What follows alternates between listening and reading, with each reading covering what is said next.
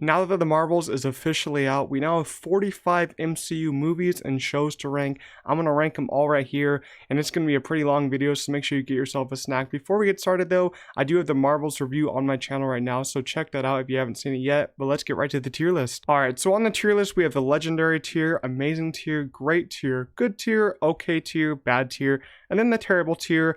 And then I know I will be covering up some movies once we get to the end of the tier list, but I will try to pop up an image of the full tier list so you guys can see the whole ranking in that, because there's a lot here, and yeah, I'm of course going to block it because my face cam is in the way of some things. But first up, we're going to start with the OG Iron Man, the OG Iron Man that started it all. Basically, we're not going to count anything else because that's a little different, but the OG Iron Man, it's such an awesome film.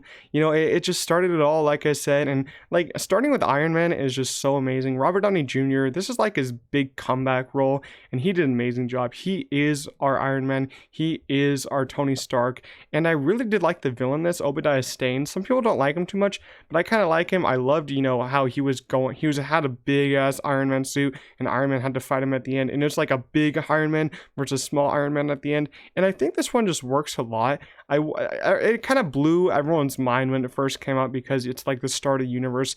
No one knew it was going to go as far as it did, and you know, it's just a great film. If you just kept it on its own, it would also be a great film. It's one of those superhero films that we were all surprised by, and who knows, if this never came out, what would Marvel be right now?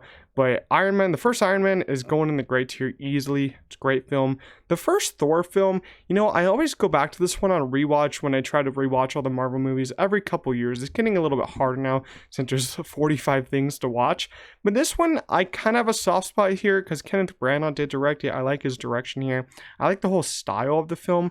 The thing that doesn't work for me much is the pacing and kind of how they're treating Thor here, because you're not really using his power set here, because, you know, Odin did banish him in this movie, you know, banish his hammer to Earth, and he has to talk to the people on Earth and all that, so you don't really get to see him use his powers too much. I really do like Loki in this film. I think Loki is an amazing part of this film. I like when they're on the ice planet. I forget what it's called because I haven't seen this in ages. I like that scene a lot. And, you know, it's a little slow for me. All the stuff on Earth doesn't really work for me. I like the romance with him and Jane.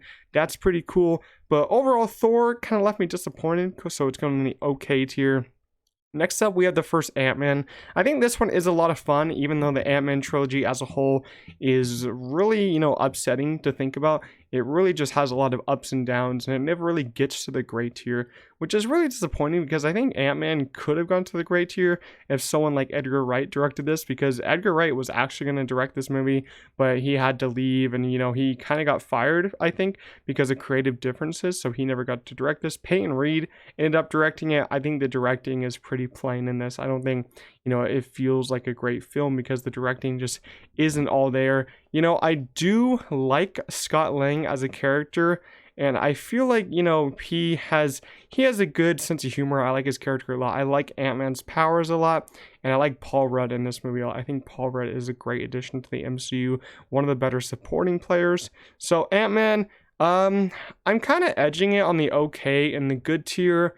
I'm gonna put it in the okay tier. I think Ant-Man's okay, top of the okay. We'll probably change it up later. Next up is Spider-Man Homecoming.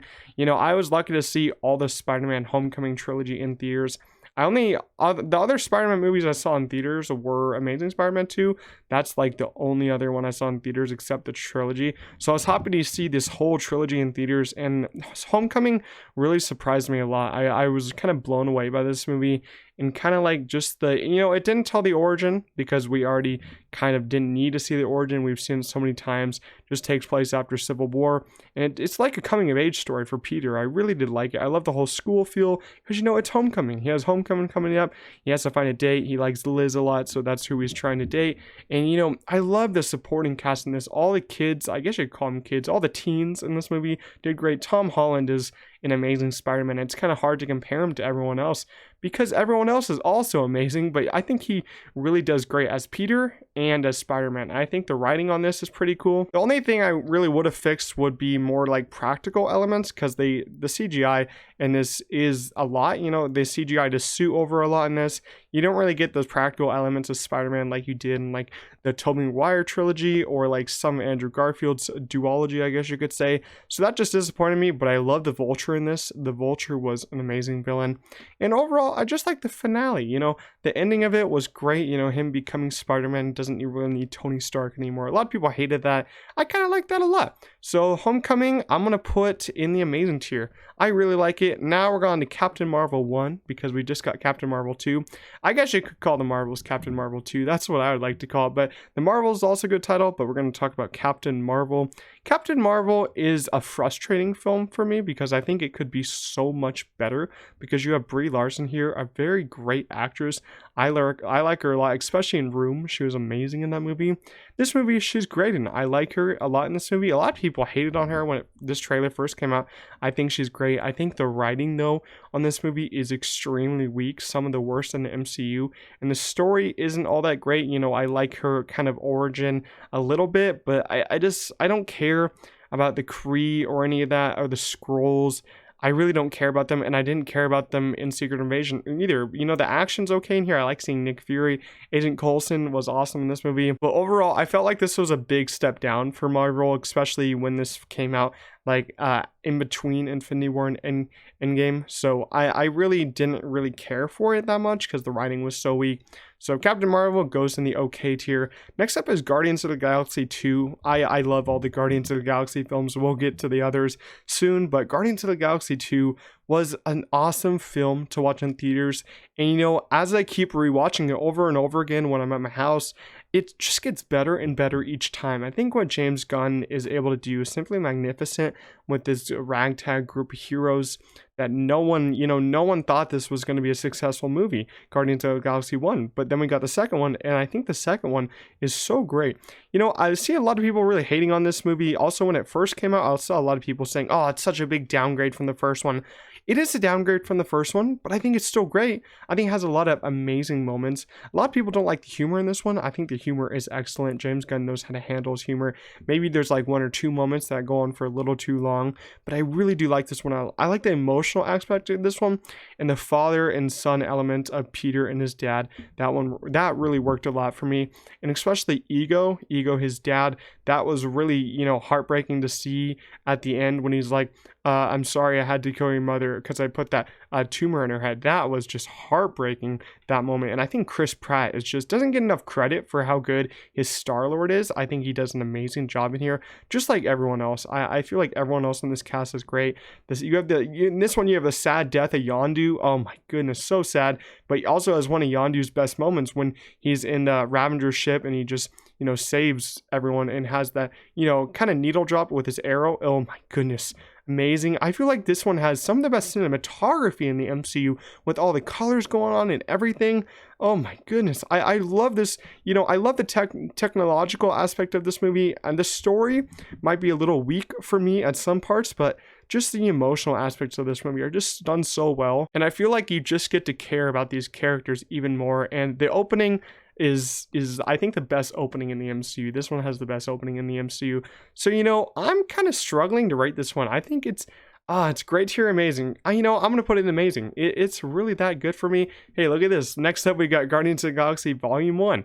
So Guardians of the Galaxy Volume 1, as I said, no one thought this movie was gonna be a success. It's a group of heroes that no one knew about, but James Gunn came in the building and he said, watch me. I'm gonna create an amazing film. I'm gonna create one of the best comic book movies of all time. And he did it. This is one of my favorite comic book movies of all time.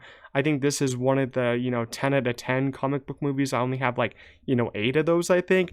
And this one is one of those. I think this movie has insane rewatch value. And it's some of the best content the MCU has had. Because these characters are, at the beginning, you don't really like them too much, but they're so likable by the end of the movie. And they have such a good, family friendship by the end of the movie. Kind of a romance is brewing in this one with Star-Lord and Gamora.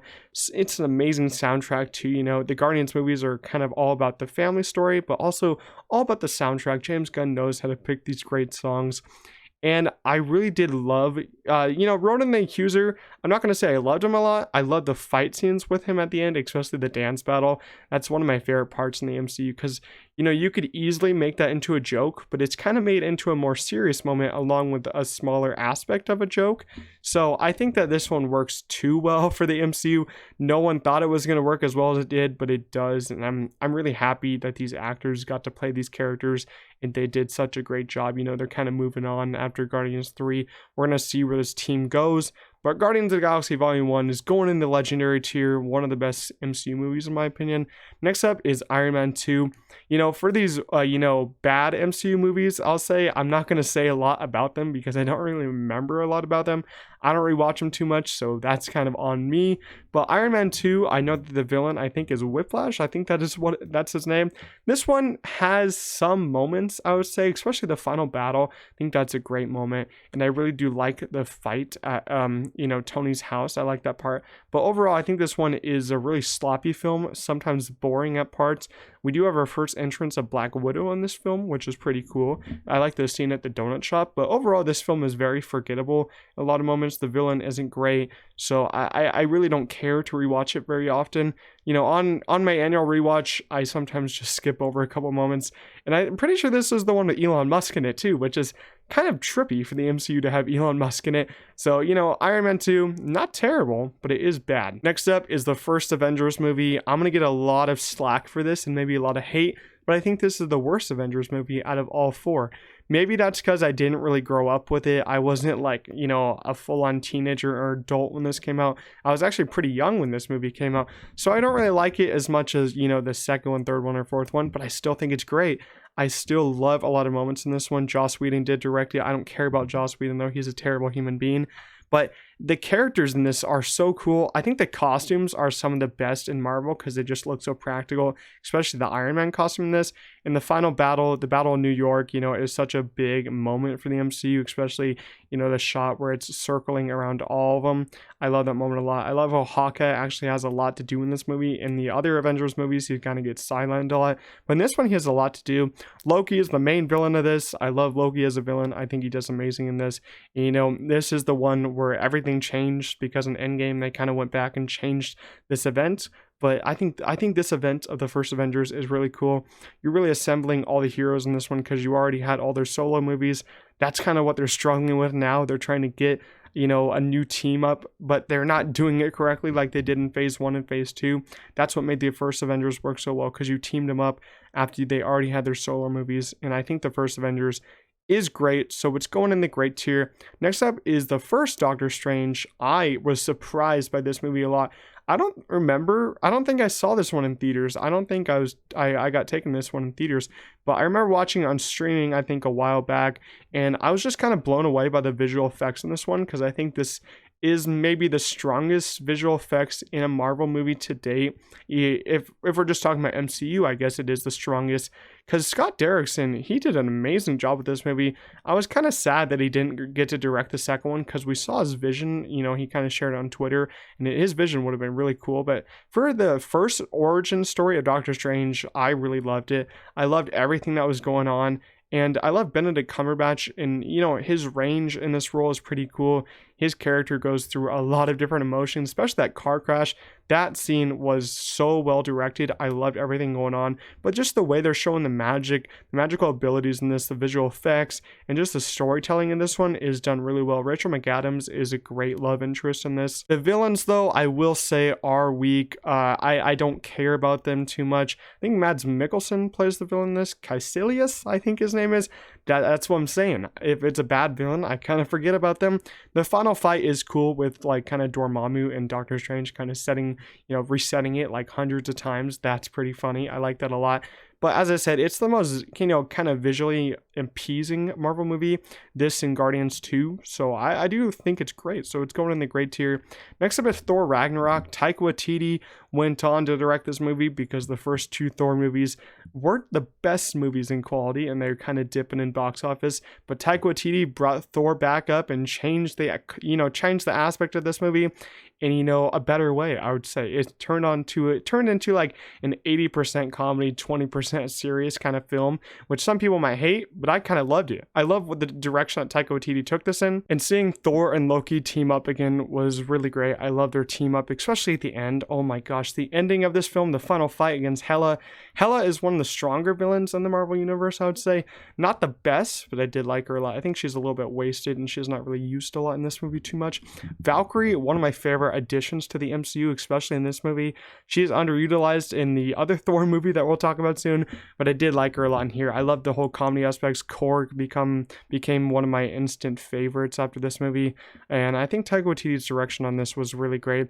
Hulk's in this movie. I love the team up between Hulk and Thor. Easily just a great duo in the MCU. Unexpected, but great. So Thor Ragnarok is going in the amazing tier. Next up is the first Black Panther. I'm sad to say that, I think this one gets worse on rewatch for me. I liked it a lot when I first saw it in theaters. It was a big moment for everyone. It made so much money, over $1 billion. We sadly lost Chadwick Boseman, rest in peace to him. He couldn't carry on this legacy, but he, made a huge impact on the MCU. I think he did an amazing job with this role. Sadly, though, I think this one was a little rushed. I think even though the visual effects are a bit sloppy to that third act, they could have, delayed this movie and worked on those a little bit better. I feel like the story doesn't really work for me as much on rewatch. I feel like it might move a little bit slow for me, but I still like the movie as a whole. I thought it was so much better, though, when I first watched it in theaters. Maybe it's that theater experience that changes everything for you. I really do like, T'Challa as a character. I think T'Challa is really great. Love the Black Panther suits in this one, Shuri. I just love everything about, the technical aspect of his suit and all that. It's just, the story doesn't really work for me in some parts. I feel like it's a little slow paced. Killmonger, though, I think it's one of the best MCU villains, maybe like top 15, top 10. So Black Panther is still good, I would say, but it used to be in the great tier for me. I wish it still was, just doesn't hit the same for me. Next up is Captain America, the First Avenger, our first Captain America movie, and this one is actually really cool. I love how it takes us back in time into the past. You see Tony Stark's dad. Chris Evans really embodied this role a lot. I loved his performance in here, especially when he has to put it, they had to put his head on a very skinny body. I felt like that was funny, but it still works. It doesn't look that bad. I think it works a lot. Red Skull, I think is an okay villain. He could have been better, but I don't care about Red Skull because he doesn't really do much. He just walks around and gives monologues a lot. I really do like, it's set in like the war aspect, and you're just enveloped in this Captain America role, and Captain America is just saving everyone in this movie, doing some unthinkable things. So, and Peggy Carter and Captain America's romance is really well done in my opinion. So, I'm edging the good or great tier. I think I'm gonna put this one. Oh man, I love the style of it. I love the war aspect. It's going in the great tier. Next up is She-Hulk, our first show that we're gonna get to, I guess. And if you love She-Hulk, you might hate me after this opinion, but She-Hulk, I think, is one of the worst things the MCU has put out. Not just because of its, its story. I think it's because, the visuals aren't great. I think it's a very gray show at some points. And let me just say the story is just so weak. I couldn't care less about what was happening. Tatiana Maslany, though, I really do like her performance that she's giving, but the character as a whole isn't very interesting. And I feel like, I liked her a lot when she was with Daredevil. I liked her interactions a lot. That Daredevil episode was one of the best, not just because of Daredevil. I liked their, chemistry that they were having. But other than that, the villains of this show were extremely weak. I felt like this show had no great direction of where it was going, where it was fitting into the MCU. And at some point, I just kind of gave up on it. I finished the show when it was coming out. I don't have any really, I don't want to go back and watch it. Some shows I do come back and watch, but this show I just don't care. I don't care. I think the characters are very not as interesting as I would want them to be. Side characters I don't care about. Overall, I just think it's a waste of time for the MCU. If I wanted a She-Hulk, She-Hulk in, kind of the MCU, I would have done a movie. I think a movie could have worked more for this kind of character and, the aspects of this show. And so She-Hulk, I'm going to put it in the bad tier. I just don't care about it. I like some aspects, but I don't care. I do like Tatiana Maslany's performance. That's about all for that. Hawkeye, though. Hawkeye is a very interesting show because I think it started out so strong. I think it ended kind of weak. I love the addition of Florence Pugh in this one for a couple episodes. I thought she was amazing in this. Haley Steinfeld, just embodied the role of Kate Bishop. And Jeremy Renner, Hawkeye, we all know he's amazing. Their chemistry through this was some of the best parts of the show. I loved how it took place at Christmas time. That was a great aspect for me. The villains, though, were just dreadful in my opinion, especially when you brought in Kingpin and you just really demolished his character from Daredevil. He was just not the same character. Some people might say, oh, that wasn't the point. He wasn't supposed to be the main character. Well, he's Kingpin. How is he getting beat this easily? It's just ridiculous. He was so stupid. Kingpin was never that stupid, and he's not that stupid in the comics. Overall, though, do I not like the show? No, I do like the show a little bit, but I think it's a major step down from those first couple episodes.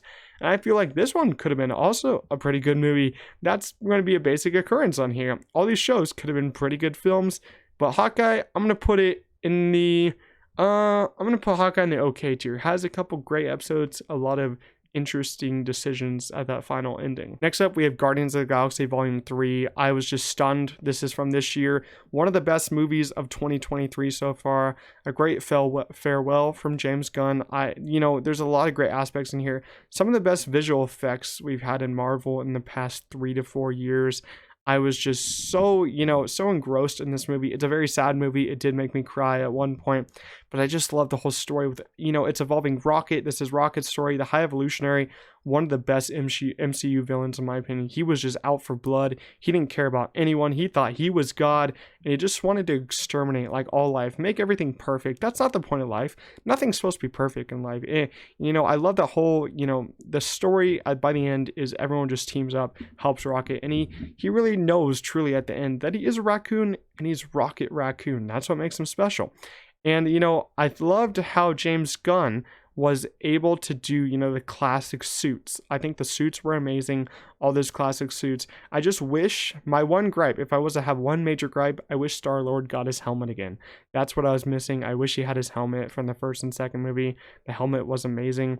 But one of my favorite scenes of the year is No Sleep Till Brooklyn. That one shot kind of in the hallway where they're all teaming up. Oh my gosh, brings goosebumps to me when I think about it. Seeing this in IMAX was a total experience, and I think it has the best soundtrack out of all three. I could go on for this movie a long time. I don't want this video to be too long, but I just love everything about it. So it's going in the legendary tier. Iron Man 3 is Marvel's only Christmas movie, I would say. I do think this is a Christmas movie. I'm going to start going a little bit faster because I know we're already like 20 minutes in, I think. So Iron Man 3, I do think the villain is weak, the fake Mandarin aspect of it, but I love the ending. He has all these suits come in and him and Rhodey are like, Merry Christmas, which one do you want? And all the suits are just fighting. He's taking turns in every single suit. Visual effects on that scene, amazing, great work by the visual effects team. But as I said, I think the movie actually moves at a great pace, and it's one of my favorite Christmas movies. So Iron Man 3 going in the good tier. Next up is Civil War. A lot of people really have this in their top 10. I'm not that high on it, but I do enjoy this a lot. I love the whole aspect of, picking a side, Iron Man or Captain America. Who do you want to fight for him? And this movie almost has everyone in it. You're just missing like Hulk and Thor because they're off in Ragnarok, and I think they would be way too OP for this battle. They would just, demolish everyone. But I love the whole airport fight. Even though the Russos, I think, are a little, their direction is a little gray in this one. The airport fight especially is a bit gray. It does get fixed in the end. The end fight is so emotional. Iron Man just has to 1v2 Captain America and Bucky. It is an insane fight. I think everyone in their theaters during this moment was like, holy crap, this fight's insane. That was basically me in the theater because I was like, I was team Iron Man when this came out. I was like, no, you can't kill Tony. Don't do it. And I was like, Tony was losing, and then he got back the upper hand, and oh my goodness, it was insane, so emotional. Loved the movie a lot. The ending was actually pretty funny. I like that. But Civil War, I'm not on the amazing tier for it. I'm on the great tier. Next up is Eternals, one of the most divisive MCU movies, I would say. What Chloe Zhao was going for was, very interesting from an artistic standpoint, but from a character standpoint and story standpoint, I didn't care. I saw it about 2 times. I think that the cinematography is great, some of the best in the MCU, like I said. But I feel like all these characters are very undeveloped. You don't really care about a lot of them. I like Gemma Chan in this. I thought her performance was pretty cool. I think there's just way too many characters to juggle in a 2.5-hour movie. This would have worked better as a show for me, especially if Chloe Zhao directed the show. but I think it's just so slow at some points. You're not building your characters enough, and I don't like them a lot. The power sets are cool, but overall, it's just an okay film. Next up, we have Avengers Age of Ultron. Yes, hot take. I do like this more than the first Avengers. I feel like it's just a great film. I feel like the direction is a bit better, and the visual effects stepped up, of course, because it's a couple years past, and the visual effects are cool. I do like Ultron a lot as a villain. I think he's in my top, 10 of the villains in the MCU. I really like his villain take on everything. He's like, he looks at the internet and he's like, destroy the world, and I'm like, yeah, that fits in 2023. Yeah, I think any computer would do that if they looked at the internet now, because it's a messed up world compared to when it was when this movie came out. But I really did like Ultron. Oh my goodness, I love the scene at the end of the movie where they're fighting and it does this, pan around circle like in the first one. This one's a lot more epic because they're fighting so many Ultron bots. So Age of Ultron, it's going in the great tier. Next up is Thor: The Dark World. It's one, and this is actually funny. I just looked. We had the two worst Marvel movies right by each other, so we'll just talk about them. Kind of the same. These are the two worst Marvel movies. Thor: The Dark World has probably the worst villain you have in the whole MCU. I don't even know his name. I think he was a dark elf, something like that. He's an elf. He's from Harry Potter, I guess you could say. Yeah, it's okay. I like Jane and Thor together, but overall, it's such a dark film if you think about it. You have to watch this one actually like at 12 o'clock at night because you can't see anything if you're watching it in the daytime. Thor: The Dark World going in a terrible tier. Next up is The Incredible Hulk. This one you could say is maybe not canon, kind of canon. The origin story is canon, just not the actor, because this isn't Mark Ruffalo. The effects on this are pretty cool. I like the effects a lot. The final fight's cool. Everything else is just so meh. What are we even doing here? This is so bland. I don't care about it. Don't care about the story. Don't even care about the Hulk as a whole. I just care about the final fight. It's a cool final fight, but the movie as a whole is terrible. Let me just say that. It's terrible. One of the worst. And Captain America: The Winter Soldier, one of the better movies in the MCU. We're going from terrible to amazing because I love The Winter Soldier. The maybe the most, mysterious Marvel movie. It's kind of like a noir thriller type of film. I loved what the Russo brothers were doing with this film. They were doing something so special, something that the MCU hasn't done before. It's kind of like maybe some of the darkest the MCU has ever gone. I think story-wise, emotional-wise, because this is like where Hydra has taken over, S.H.I.E.L.D. has fallen. This had kind of connected the Agents of S.H.I.E.L.D. when I was watching that at the same time. Kind of cool. They connected both of those, even though they didn't really connect by the end, but it's cool they connected. I love the fall of S.H.I.E.L.D. Oh, Bucky is so badass in this, the Winter Soldier, as they call him. So cool to see that dynamic kind of fall apart between Bucky and Steve, because Bucky doesn't really remember him, but you have that moment at the end where Steve has to just take the punches, and Bucky starts remembering him. I love that part a lot when they're fighting on all the S.H.I.E.L.D. ships. We have Falcon introduced in this one. He's an amazing character. Now he's Captain America. Very cool.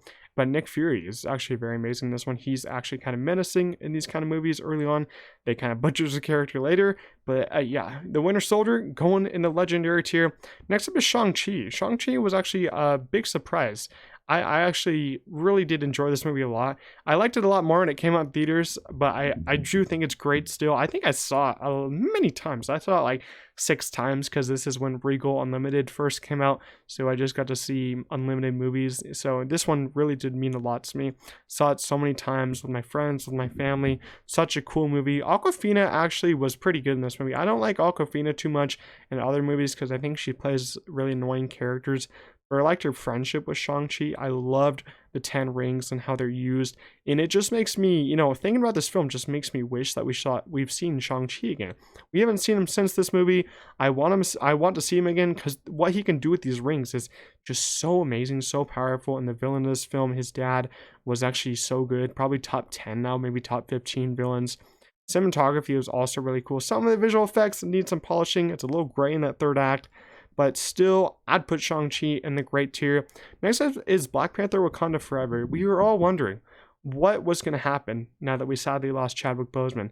who is going to take on the mantle, and it's Shuri now. Shuri took on the mantle, and I think that she did a wonderful job. You know, there was some behind the scenes drama going on. We don't know the full details, but I think she did a great job with taking on that Black Panther mantle.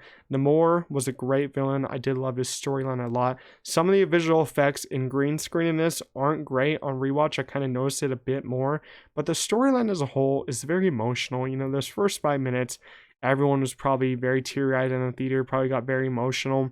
But the movie as a whole, I feel like it worked a lot, even though we didn't have Chadwick Boseman. I actually do like this one more than the first one, just because the story aspect and the soundtrack is really good. The score is actually very surprising. It's a decently long movie. I think it's about 2.5 hours, but I think that runtime was earned, especially with the final battle, which was Shuri versus Namor, one of the better moments of the movie. So Black Panther Wakanda Forever is going in the great tier. Next up is Doctor Strange and the Multiverse of Madness. I was really looking forward to this one because you guys know I'm a big Doctor Strange fan, but he kind of got sidelined in this movie because you had 2 new characters kind of take on the role. And, you know, you had Wanda in this one. She's kind of like the villain, and I guess she's dead now. In the new Marvel book, they say she's dead. I don't believe that. There's no way she's dead. That just was such a weird death if she's actually dead. But this one as a whole is pretty cool. You know, what they did with the Illuminati was interesting. John Krasinski got to be, Reed Richards. It's a pretty interesting casting choice. I liked him a decent bit, but I felt like the whole Illuminati aspect just felt so, it didn't felt like it was actually in the movie. It just felt like a totally different movie. Sam Raimi directed this. His directing is pretty good in this. The transitions are kind of weak. You know, everyone's getting on him. They're like, this is 2000 transitions. We're in the 2020s now. What is he doing with this? But the film as a whole, I think, is good, so I'm going to put it in the good tier. Next up is the Falcon and the Winter Soldier, but I guess you could say the Captain America and the Winter Soldier now. But I really did like this one a lot. This is one of my favorite shows. I don't think it would get to the great tier for me. I don't know if I'm seeing it get to the great tier. I like the political aspect that they did for this movie, though. Not the movie, sorry, a show. I keep thinking we're just talking about movies, but I like the political aspect in this show, and I love the villain of the show. So it's going on the good tier. Next up is Ant-Man and the Wasp: Quantumania. Such a disappointing movie of 2023. Peyton Reed. I don't think Peyton Reed should direct again after this movie because it's so disgusting. Like 90% of this movie isn't real. This isn't a real movie if you think about it, because it just all takes place in green screen or whatever. I forget what they call it. It's not a green screen. It's what they use for the Batman. I forget what they call it, but they should stop using it because it looked terrible. I hated it so much. And they made Catherine Newton so unlikable in this movie. She was so likable and freaky, but her character here, Cassie, was so unlikable. She was just so annoying. Jonathan Majors was the only great part of this movie, and now they're thinking of getting rid of him, but Kang was the only great part. The movie just looks so utterly disgusting, as I said. It just got so much worse on rewatch. I had to watch this twice in one day. Pray for me. It just wasn't great. MODOK looked disgusting too. So Quantumania going in the bad tier. Next up is Guardians of the Galaxy Holiday Special. I don't really have to talk about this one a lot. It's just a special, but James Gunn did great. It's very short. I think it was like 45 minutes. I thought it was great. I'm going to put in the great tier. Next up, Ant-Man and the Wasp. It's an average film, okay at best. Peyton Reed just has no style with his directing. I don't want to be mean by, bashing on Peyton Reed that much, but still, I feel like this film just has no style, and it's just a lacking substance. So not Quantumania, Ant-Man and the Wasp going in the okay tier. Next up is Love and Thunder. Taika Waititi had a major step down from Ragnarok. This one is just way too silly. This one is like 99% silly, 1% serious. I hated what they did with Korg. I hated what they did with Valkyrie. She was so underused. Jane, though, I thought Jane was pretty good in this film. I loved her arc in here. But, I just didn't think it was that great. Because Gore the God Butcher was supposed to be a menacing villain. You had got Christian Bale for this movie. Gore the God Butcher was butchered. His character was actually butchered. You didn't see him kill many gods. You saw him kill like 1 or 2 gods at most. The whole story is just so silly. Taika Waititi just needs to rethink what he's doing. It's kind of sucky. The only amazing Thor movie we've had is 3, and there's been 4 of them. Thor: Love and Thunder, I'll put in the okay tier. It's not bad. Moon Knight, though, is actually, one of my favorite MCU shows. I'm kind of different on this than a lot of other people. A lot of other people aren't as strong on this as I am, but I just love the whole, psychological aspect of the show. And I really did love Oscar Isaac's performance. He did amazing this show. I really did enjoy him. Ethan Hawke did amazing, even though his villain isn't as great as I wanted him to be. I just love the whole switching of personalities in here, and some of the episodes are straight out outstanding. So Moon Knight is going in the great tier. Next up is Black Widow. Black Widow is a fairly good movie, I would say. As I said, I love Florence Pugh's character in this. David Harbour was an instant standout for me, but Scarlett Johansson did an amazing job with her role. But of course, in this one, it's a villain problem for me. The villains are so weak. I don't care about the villains. And Taskmaster was so bad. I hated Taskmaster. Such an underdeveloped villain, and just a villain we don't really care about too much by the end. But I just love the team up of everyone in the Black Widow family, and this was cool. And one of the best intros in the MCU. Not as good as Guardian 2, but a great intro. Next up is Werewolf by Night, also a special. I'm not going to talk about it for too long because it's pretty short. But I love the direction, and I love the style of this one. Peyton Reed should take some notes, because he could write down some notes for this one on how to direct his next film, have some substance. But I'm really interested to see if we'll see these characters again in the MCU. I would really like to. I thought they were all cool. So I'm going to put Werewolf by Night in the great tier. Next up, we have Miss Marvel. A lot of people are bashing on Iman Vellani for this role because, they don't like her too much. They don't like this kind of show. It's a little bit kiddie for me. It's a little kid-friendly, but I think that's kind of like the point. Kind of making her into an X-Men wasn't really I wasn't really a big a fan of that choice. The show as a whole, I think it's okay. Some of the episodes just felt so different than the other episodes. I loved her at school and all that. Some of the stuff with the villain was just so dumb. I think all the villain stuff didn't really work for me. I love the family aspect of the show. I loved her friends. I loved kind of the final episode. I liked the first 2 episodes, but kind of the middle episodes just took a really big departure of what the show was going for. So I'm gonna still put Miss Marvel in the okay tier. Next up is No Way Home. I could talk about this one for an hour. It's so amazing. One of my favorites. You just have the return of Tobey Maguire, Andrew Garfield. Everyone, it kind of got leaked a year before, but no one believed it. I believed it. I stood my ground. They didn't want to show it in marketing.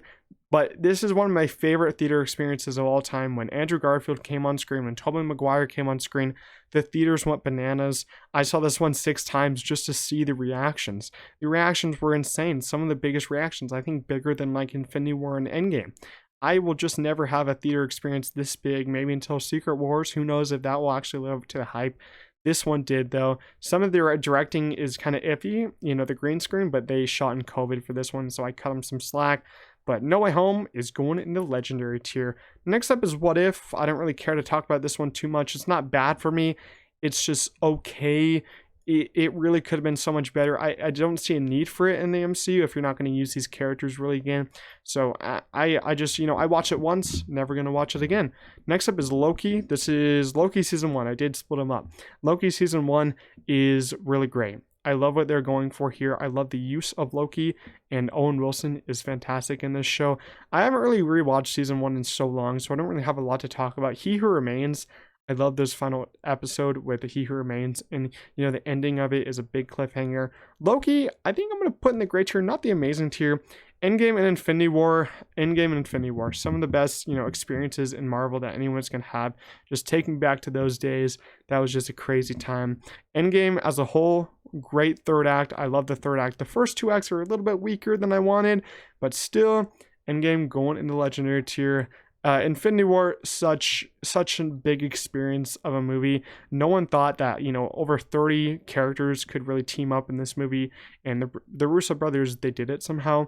I feel like this movie looked really good compared to like Civil War, which looked kind of gray for me. This one looked really good, and the final ending, the big snap, half the people disappearing, shocking moment for everyone, had to wait a year.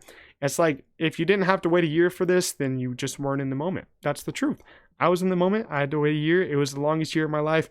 I rewatched that one so many times when it came out on physical. I bought the disc, rewatched it so many times. Next up is Far From Home. A lot of people hate this on Twitter. I think that this film is straight up awesome. I really love Jake Gyllenhaal as Mysterio, and just, Tom Holland's Spider-Man going through it on his own kind of in this movie, but he still has Ned and MJ. But I really did love the visual elements of this film, especially with Mysterio, all the water elements in this one. And I think the visual effects are a step up, and you have a big emotional factor because this one took place after Endgame. Tony Stark is no more, so he doesn't really have his mentor. And the final fight was actually extraordinary. And this one led right into No Way Home because the ending, Mysterio, he said that Spider-Man is Peter Parker. So he gave up his identity. That was the biggest, it wasn't the biggest cliffhanger, but it was a pretty big cliffhanger. We had J.K. Simmons return, which was pretty cool. And you had the reveal of Nick Fury on Earth and being a Skrull. That reveal didn't really work for me too much. But movie as a whole, I think it's amazing. It's just one of my favorites. I love Tom Holland's Spider-Man. Next up is WandaVision. It's a show that I haven't watched since it first came out, so I don't really remember too much. I love the feel of the show, especially the first couple episodes. The finale, though, it really made this show take a step down for me. I didn't care too much by the end, by the finale, what they were trying to do. But I love the romantic elements between Vision and Wanda. I like that a lot. Them having their kids was pretty cool.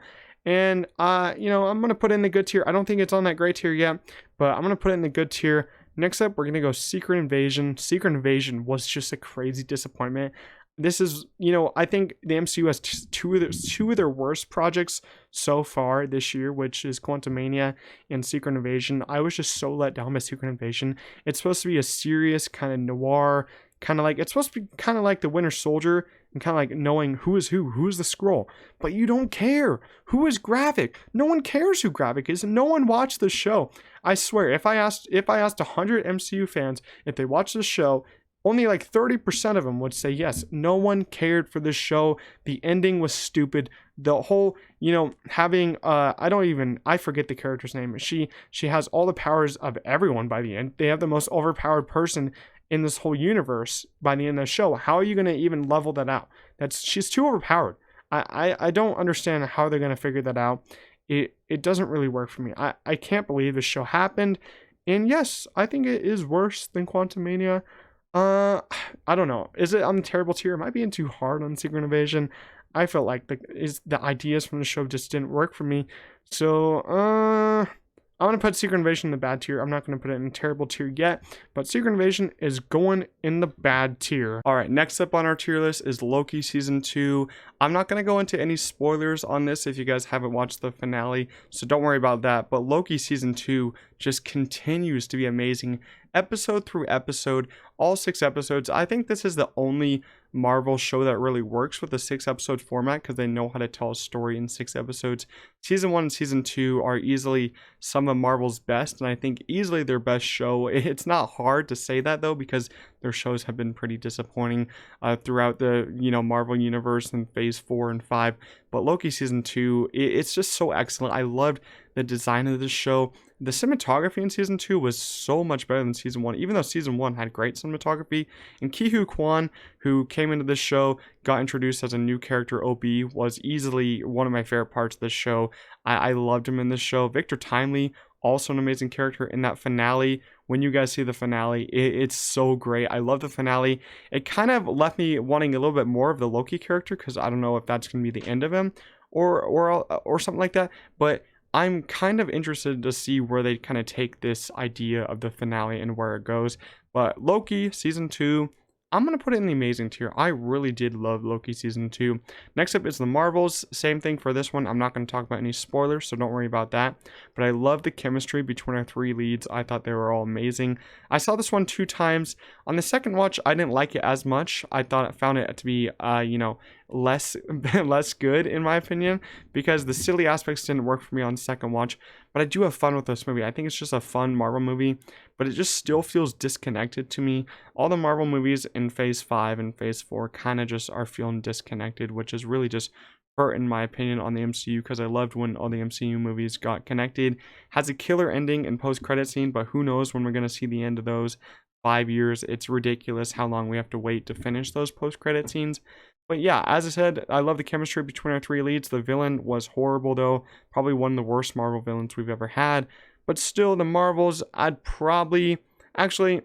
Marvels, I'm going to put it in the okay tier. That's where I think it belongs. Now on to our final ranking. I'm just going to go off the head for this one because there's so many films.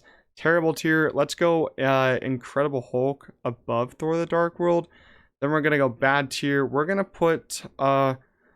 go with Quantumania at the bottom. And then I'm actually going to put She-Hulk above Secret Invasion, surprisingly, but Secret Invasion, the finale was just so bad. Iron Man 2 can stay up top. The okay tier, this is where we have an issue because we have so many movies to rank. I'm going to actually put Ant-Man at the top, then Thor, and then I'm going to put Hawkeye closer to the top. And then we're going to put What If can stay at the bottom, Miss Marvel can stay at the bottom. Then Ant-Man and the Wasp can go lower than Thor Love and Thunder. Then I think I would put Eternals over the first Captain Marvel and then put the Marvels there. I think that looks pretty decent for me. The good tier, we have a couple movies here, one show here. Iron Man 3, I kind of like Iron Man 3 more than Black Panther. And then I would probably put Falcon and Winter Soldier over Doctor Strange. And then, I would probably leave it like, no. Yeah, I'd probably leave it like this. Because I think Black Widow is very underrated in my opinion. I like it a lot. Great tier, we're going to go on to the great tier. And I'm going to actually put Age of Ultron at the top. Actually, Iron Man 1 can stay at the top. Then I'm going to go Doctor Strange, then the first Avengers. And then we're going to go, it's an interesting part here. We're going to go Civil War and Holiday Special. It can just go somewhere in the middle. Loki Season 1. I'm going to put Loki Season 1 right there in the middle. I think that's a great spot for that. Moon Knight can go at the bottom. And then I'm going to place, yeah, I think that looks great. I like how the great tier looks. The amazing tier, we got 5 movies here. No, we got 4 movies, 1 show. Right here, I'm going to put Loki pretty close to the top. I think it deserves that spot. Still Homecoming, I'll put there. Then Ragnarok, and then Guardians 2, then Far From Home. Now we get to the legendary tier where it's just easily some of the best Marvel movies. I never know what I want to put in first. It's either Infinity War and Guardians of the Galaxy Volume 3. They're kind of 1 and 1 for me. There's no like 1 and 2. I think they're easily the both best Marvel movies.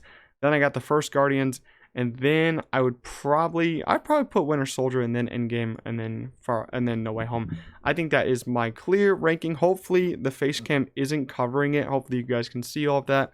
And yeah, that's my basically Marvel movie ranking for 2023 after everything has finally come out. I'll probably do this again at the end of 2024, at the end of every single year. It just makes more sense. It's a lot easier because we're getting so many more products. But in the comments down below, make sure you guys leave your top 10 Marvel movies or shows. Leave your favorites down there. Make sure you like this video. If you liked it, subscribe to the channel. Follow me on Twitter, Letterboxd, all the different socials. And I'll see you guys in the next one. Peace out.